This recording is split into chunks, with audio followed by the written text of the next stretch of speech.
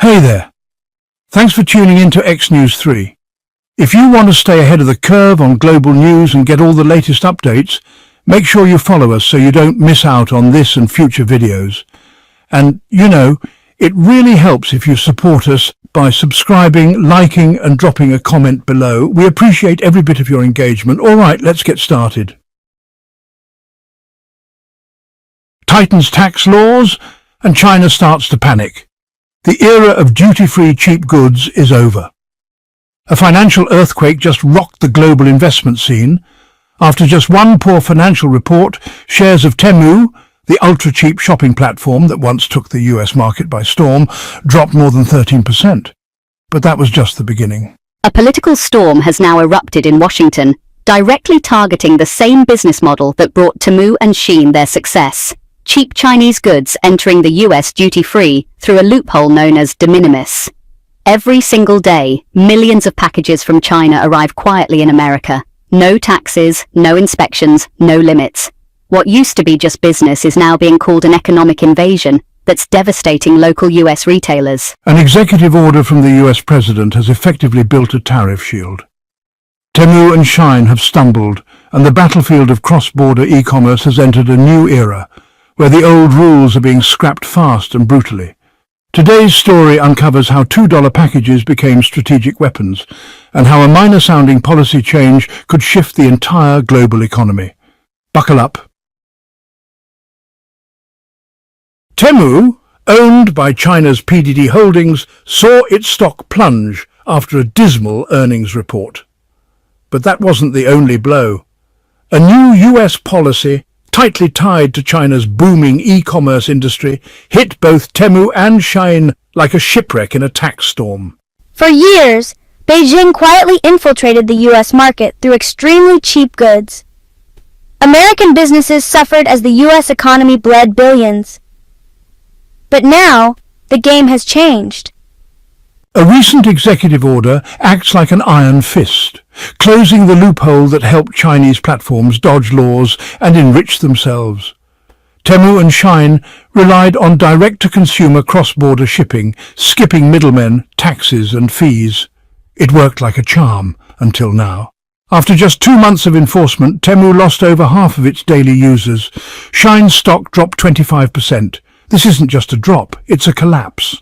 Since 2022, Temu had operated in the US with no warehouse, no distributor, and no marketing middlemen. They offered dirt-cheap goods and bombarded social media with flashy ads. By the end of 2023, they had over 100 million users and 500 million visits a month. Temu and Shein had become symbols of China's soft power in the American marketplace. Their secret weapon? A US legal loophole called de minimis, which exempts packages under $800 from duties and inspections. Originally raised in 2016 to help consumers, it opened the floodgates for Chinese sellers to ship millions of small parcels to the US each day, completely untaxed and virtually unstoppable. Temu and Shein ran the perfect guerrilla campaign. No warehouses, no duties.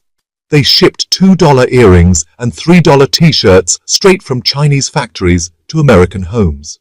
Meanwhile, US companies were stuck paying warehouse taxes, filing paperwork, and bleeding costs. This wasn't just trade, it was a coordinated infiltration. And America finally woke up. By 2024, the United States was receiving up to 1.36 billion tax-free packages a year, worth $66 billion. Almost half came from China and Hong Kong, with Temu and Shein alone accounting for nearly 30%. US retailers were furious, and the pressure campaign on Washington worked. But this isn't just about taxes, it's about economic warfare. China turned global supply chains into tools for manipulation. The United States now faces a key question. How do you stop an economic attack without hurting yourself? On April 2nd, 2025, President Trump launched a surprise counterattack. He signed an executive order officially ending the duty-free era for Chinese goods. The de minimis loophole was shut down. Now, even $3 items are treated like large shipments, taxed and inspected.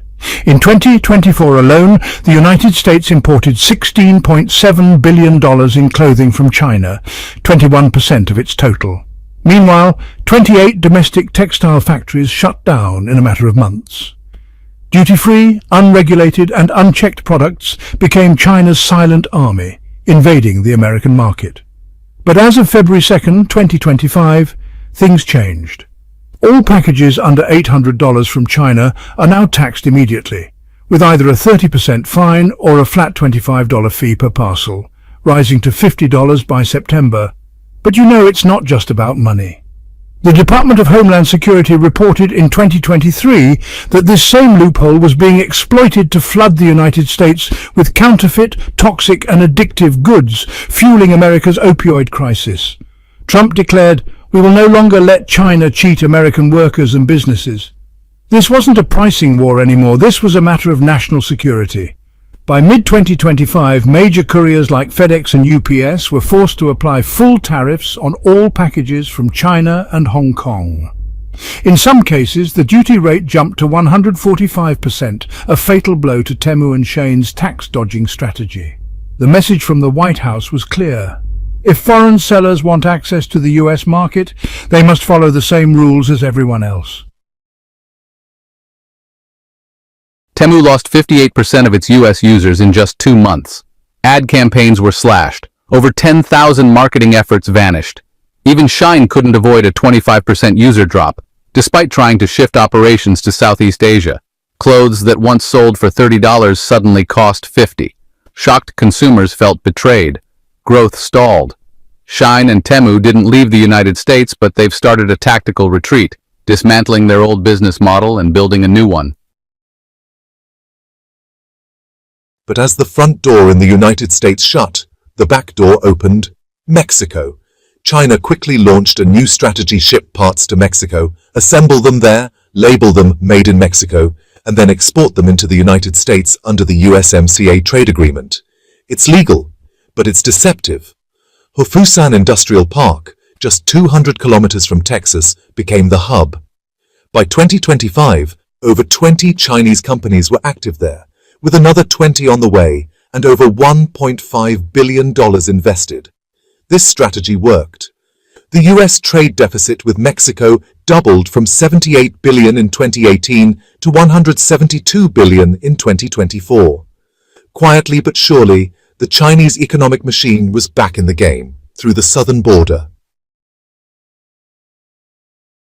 In early 2025, Washington responded. A new executive order imposed a 25% tariff on all goods from Mexico and Canada. It wasn't just about trade, it was also about stopping the flow of synthetic drugs and illegal immigration. But ironically, American consumers paid the price first. Suddenly, you couldn't get a $3 t-shirt delivered in 10 days from Guangdong anymore. Delivery slowed, prices rose, convenience vanished. Temu and Shein had to build warehouses, go through customs, and play by US rules. Temu's parent company, PDD Holdings, admitted the new tax regime was squeezing profits and slowing growth. Shein still had some flexibility but was forced to cut 70% of its US ad spend and raise prices, angering loyal fans on social media. Temu's response? Full-scale retreat. They cancelled TikTok ads and saw app downloads drop 40%. Once the top shopping app, it fell to 11th place. Even Google search results for Temu plummeted to 0 in early April. Shein, however, went the other direction, boosting ad spending, holding ground, and adapting. They had already started building a global supply chain outside China, from Vietnam to Brazil, to weather future trade wars. Still, the costs of producing outside China are higher, and profit margins are shrinking. But Shein didn't back down. They started testing US-based warehouses to fight back on American turf. This isn't the end for Temu and Shein, but it's definitely the end of an era. The old model, flooding America with cheap, duty-free Chinese goods, has collapsed. The real engine behind the change? American retailers.